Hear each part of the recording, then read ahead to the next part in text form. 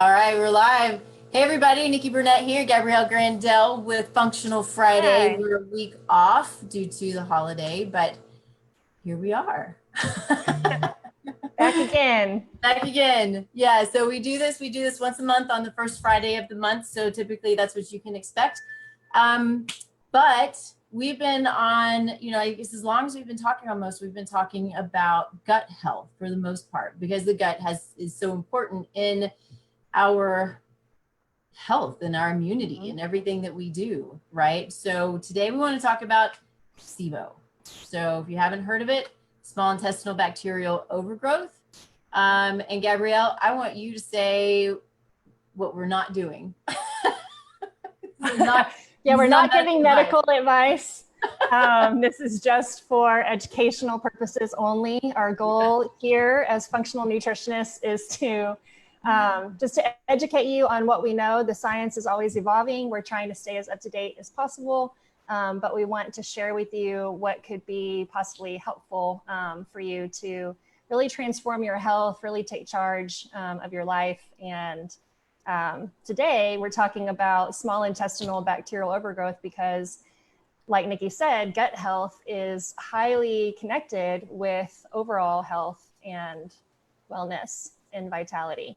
So over the last, several months, we've been talking about different, conditions or things that we see in practice. And SIBO, the acronym for small intestinal bacterial overgrowth, is a really common thing that goes unlooked at or undiagnosed, often, but it's tied with a lot of different symptoms. Yeah. Nikki, you want to tell people some things that you see, some of what your clients complain about when they have this? Yeah. It's interesting because there's really, all these symptoms can be so many different things, which is why it makes SIBO, or it makes gut issues, period. It can be difficult because we can have intestinal overgrowth of all kinds of different bugs, right? They can be, bacteria, parasites, viruses, worms, which is not always fun, amoebas, right? And Yeah. all of these things can create pain and bloating and discomfort and constipation and gas and diarrhea and all of those, all mixed up together. So there are a number of things that we can do, I think, to kind of start to determine if SIBO is actually what the problem is. And so a little bit on what SIBO is literally bacteria that belongs in the gut, but it belongs in a certain part of the gut. And so it's migrated to the small intestine. So it belongs in the large intestine, migrates to the small intestine due to a number of factors. And maybe we go there first. We talk about, what these factors might be, which can be, any kind of GI dysfunction. It can be surgery, bariatric surgery. It can be, pancreatic insufficiency. It can be low hydrochloric acid. It can be more. Give me more. It can be taking PPIs. Go, Yeah. Gabrielle. What am I missing? Yeah, could be stress related, could be alcohol consumption. I think you hit some of the main ones, which is low stomach acid, right? And we didn't talk about constipation, but if people tend to be constipated, then that food will sit there and allow for these bacteria to consume it and produce different gases. So let's back up just a little bit and just talk about what small intestinal bacterial overgrowth, just like it sounds, bacteria are in the small intestine, like you said, and that is supposed to be a real sterile environment for the most part, because that's where we absorb our nutrients. So we take in our food, we take it down our esophagus, and then it goes into our stomach, and we produce, stomach acid to break down the food so that it becomes a liquid. By the time it gets into the small intestine, you can absorb those nutrients. And then what's left over is fiber, and that goes into the large intestine and feeds all of our good bacteria that mainly live in the large intestine.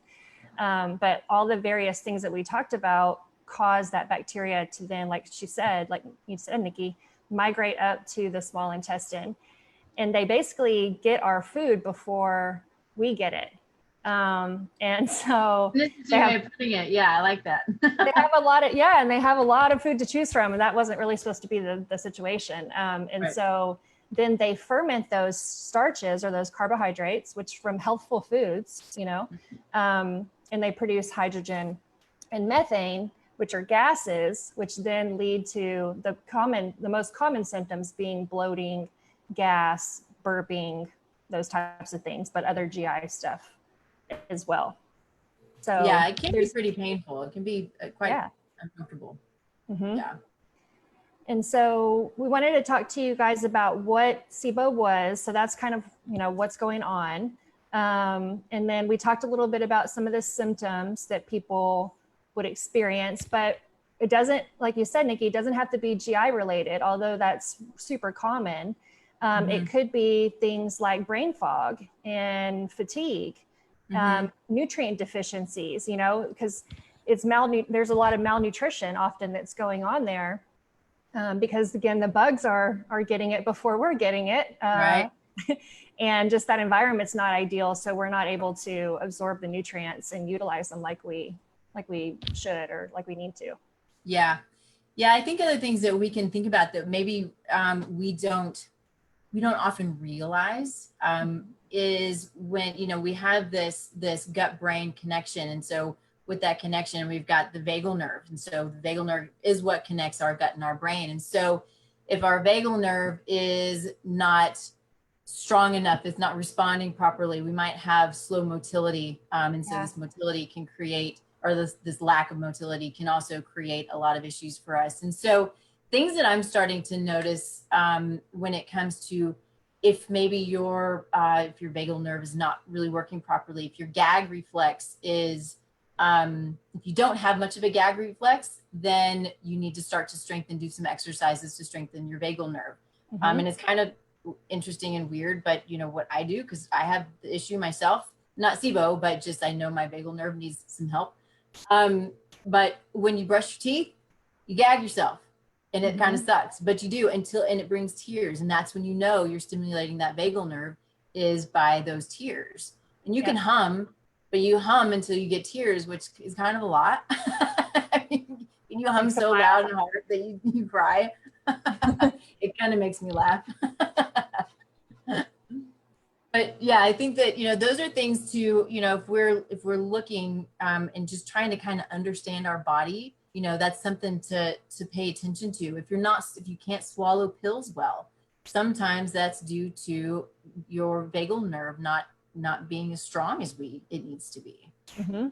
Yeah, that's a good point. And another little tip is gargling and singing the ABCs while you're gargling, right? And see, how challenging that is.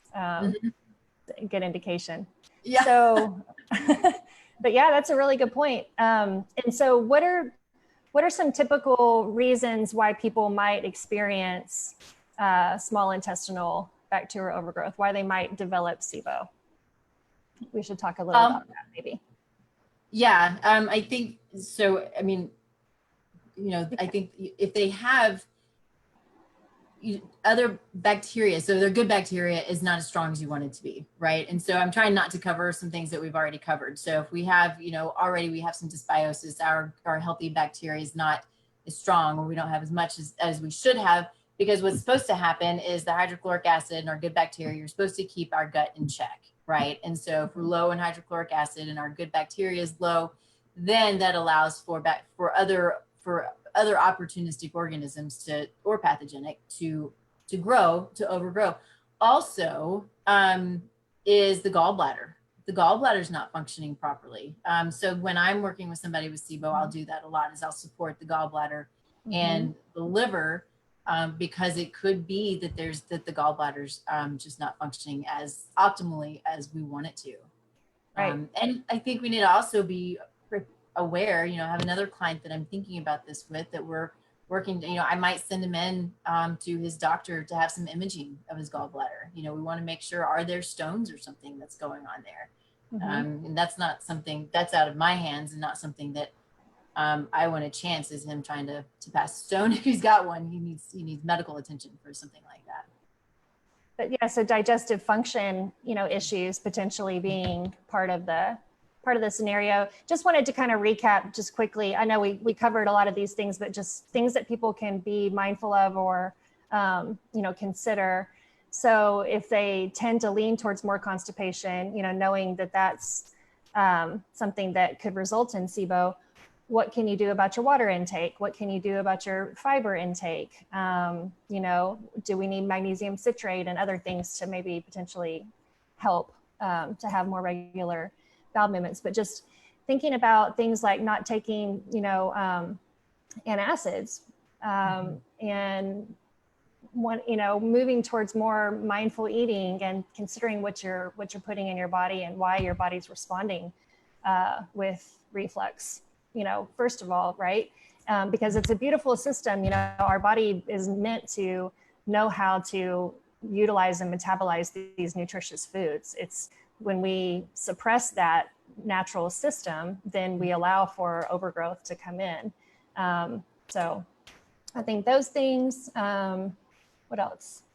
Just being nutritious with your intake, working on your stress. Stress is a big one. Yeah. Which, there's a lot of that in our lives, unfortunately, but there's tools that we can use.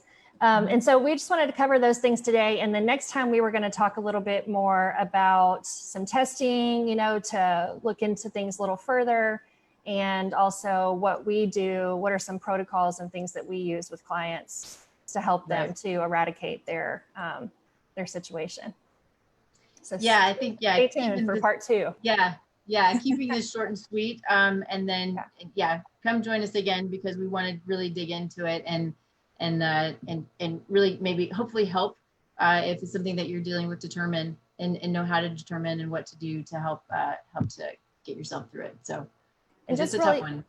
Yeah, definitely. And we always want to help with whatever symptoms are going on. We want to try to get to the root cause. And just real quickly, where you can find us, social media, Gabrielle Grandel, 972-930-0260 is the phone number for appointments, or to think about a free 20-minute phone consultation if you want to see if it's a good fit for you.